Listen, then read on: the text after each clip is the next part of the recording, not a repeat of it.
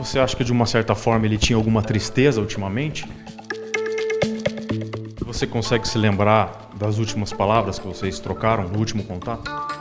Ele tinha ficado um tempo no hospital com um problema de infecção urinária, alguma coisa que ele tinha. Eu não sei como está o Silvio, se ele está vendo ou se ele presenciou em algum momento alguma das homenagens que foram prestadas ao Jô. Em poucas palavras, assim, o que o Jô representava para você depois de tantos anos de convivência? Esse dia que marca a passagem do Jô, né? Você vai fazer uma homenagem. Como é que você foi informado de um fato tão chocante como esse, Derico? Eu estava deitado no hotel aqui em Londrina, dormindo, 6 horas da manhã, começa a pipocar o telefone. Blém, blém, blém, blém, blém, blém. Quem? Eu falei, pô, mas que coisa. E aí eu olhei e falei, pô, 6 horas da manhã, acho que era até antes um pouco das 6 da manhã. Falei, notícia boa não é, né? Porque se é notícia boa, espera. E aí eu peguei o telefone. Aí eu fui ver o que era. Aí comecei, meus sentimentos. Nossa, Derico, que triste. E eu, o que pode ser, né? Aí eu fui procurar saber em notícias. Aí a primeira estampada assim a cara do Jô, assim, eu falei, nossa.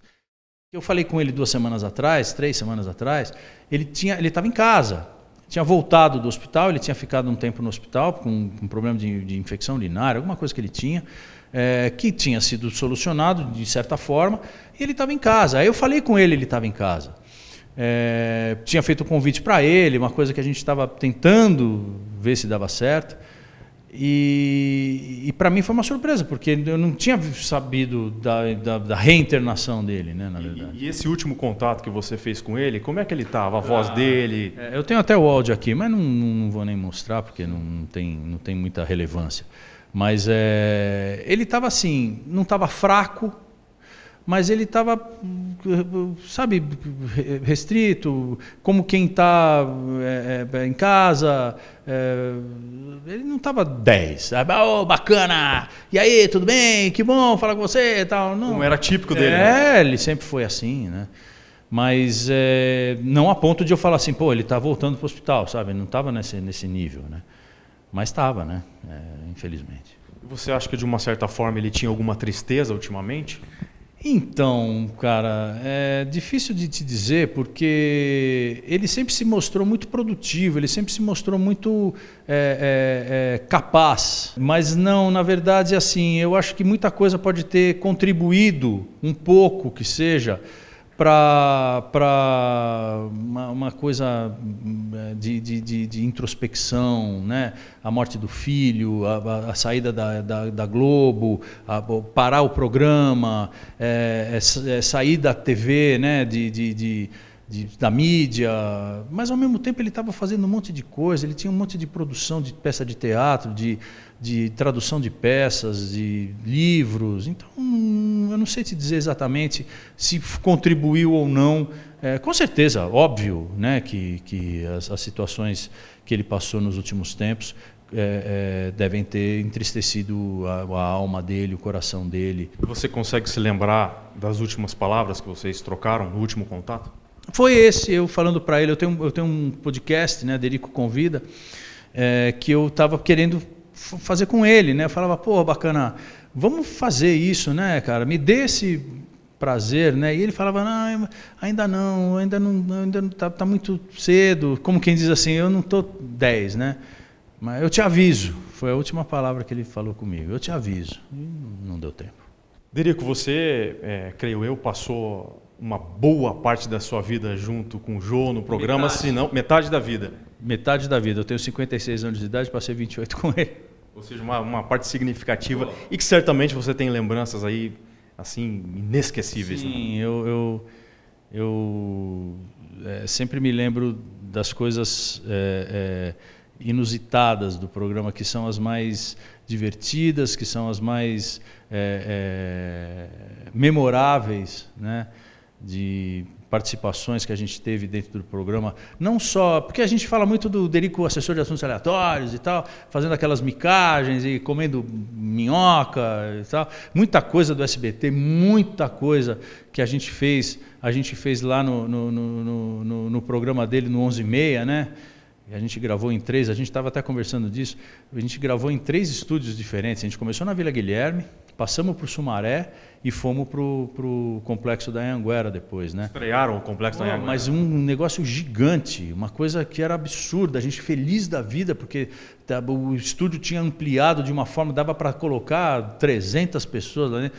Era uma coisa assim, de um upgrade, né? Muito grande para o programa do Jô. E a gente tinha muita liberdade, né? Então a gente fazia mesmo, não tinha dúvida, né? O que o Jô pensava em fazer, eu quero entrevistar uma lhama falando em chinês. Tinha no dia seguinte uma lhama lá sentada no sofá falando chinês. E o Silvio dava muita liberdade para vocês. Total, né? Adorava o programa. E o Jô nunca conseguiu entrevistar ele, cara. Que coisa, né? Ele tentou fazer isso até o último programa. Ele tinha na cabeça dele que ele ia encerrar o programa entrevistando o Silvio, na Globo.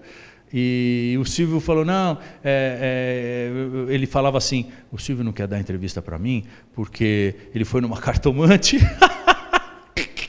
o papo, foi numa cartomante e a cartomante falou que se ele desse uma entrevista ele ia morrer no dia seguinte. Imagina, cara. Pura superstição do Silvio. Imagina. E o Jô engoliu essa, porque não tinha o que fazer, né? Mas era o sonho da vida dele, cara, entrevistar o Silvio, por uma gratidão. A gente, todos nós, somos muito gratos ao Silvio, muito gratos ao SBT, porque a gente passou momentos ali que, olha, eu vou te falar, o programa do Jô só foi possível graças ao Silvio. Tudo isso que a gente está falando, todas as homenagens que estão sendo prestadas ao Jô, muito se deve ao fato de ele ter conseguido fazer o programa dele de entrevistas, porque o Silvio abriu as portas do SBT para ele ir para lá. Em 86 ele foi para lá, fez durante 1 ano e meio praticamente o Veja o Gordo, que era uma outra vertente do programa que ele tinha na Globo, e dali ele ficou elaborando o que seria o programa dele de entrevistas. Olha o projeto, né, em comum com pessoas de altíssimo nível da comunicação brasileira. Então, assim, a gente tem muita gratidão, muita gratidão. Eu não sei como está o Silvio, se ele está vendo ou se ele presenciou em algum momento alguma das homenagens que foram prestadas ao Jô. Muito tem o dedo dele, muito, muito. Então eu tenho essa gratidão mesmo, uma empresa maravilhosa de se trabalhar. A gente passou momentos grandiosos no SBT, muito, muito, sempre muito bem tratado. Até hoje, eu vou lá, às vezes, participar de alguns programas da grade do SBT, cara, é visível o carinho que as pessoas têm pela gente, né? E vice-versa, né? Sentimento de nostalgia e gratidão ao mesmo tempo. Muito. E que é muito legal, né? Porque uma coisa não interfere na outra, muito pelo contrário, agrega, né, valor, né? A você ter essa nostalgia, essa coisa da saudade, de você ter passado momentos muito legais, sem melancolia, e a gratidão e o carinho, né, das pessoas que vêm para você na rua, falando sobre o legado que você deixou, lembrando dos 10 anos que a gente ficou no SBT. A minha vida mudou, cara. Minha vida mudou. Eu era entrei no SBT, eu passei a ser outro.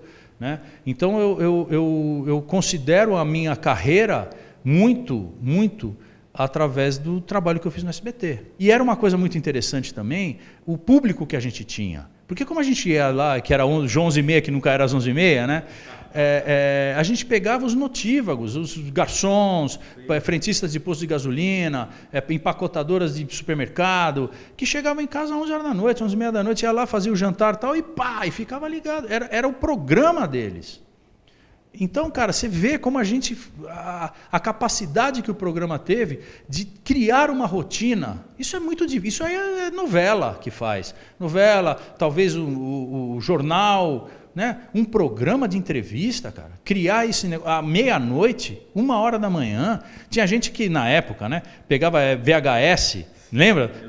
Os vídeos de 4 cabeças, tal, aquelas coisas. Porra, ele metia um play rec ali, gravava o programa para assistir no dia seguinte. Chegava do trabalho e colocava a fita para ver. Programava o videocassete. Você entende uma coisa dessa? E Derico, eu sei que você está bastante emocionado, até cansado, atendendo muita gente o dia inteiro. Legal. Mas, em poucas palavras, assim, o que o Jô representava para você depois de tantos anos de convivência? Era o segundo pai que eu tive. É isso aí. Eu falo de peito aberto. Eu não tenho nenhum tipo de restrição a falar o que eu falo, porque é verdade. Não tem mentira nenhuma aí. apesar de eu nunca ter chamado ele de pai, ele nunca ter me chamado de filho, a relação que a gente tinha era de fraternidade. Eu não falo isso porque eu sou órfão. Não, eu tive um pai muito presente, um querido, uma pessoa que eu tive um amor profundo, enterrei ele há 10 anos e hoje eu estou enterrando de novo, né? A gente fala do Chico Anísio, porque o Chico Anísio foi um grande comediante, foi um grande humorista, que fez grandes personagens, que teve o legado dele, e o Jô também teve, como Costinha também teve, como Zé Vasconcelos também teve, como Ari Toledo, como grandes comediantes da época, né? Agildo Ribeiro. O Jô tem um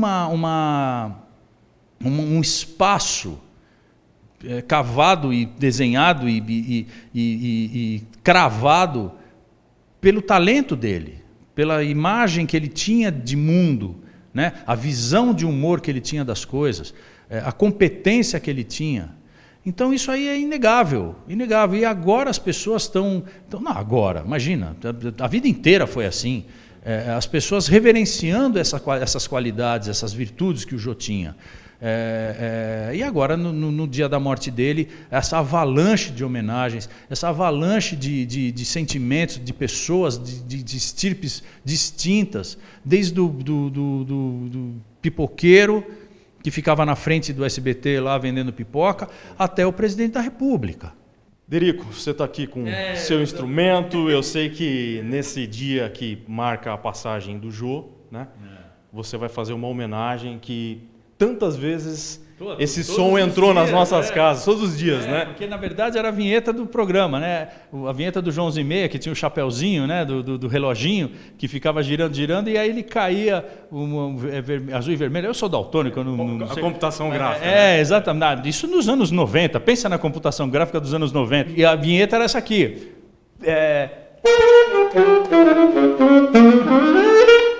E aí fechava o chapeuzinho. Nossa senhora, que memória bacana.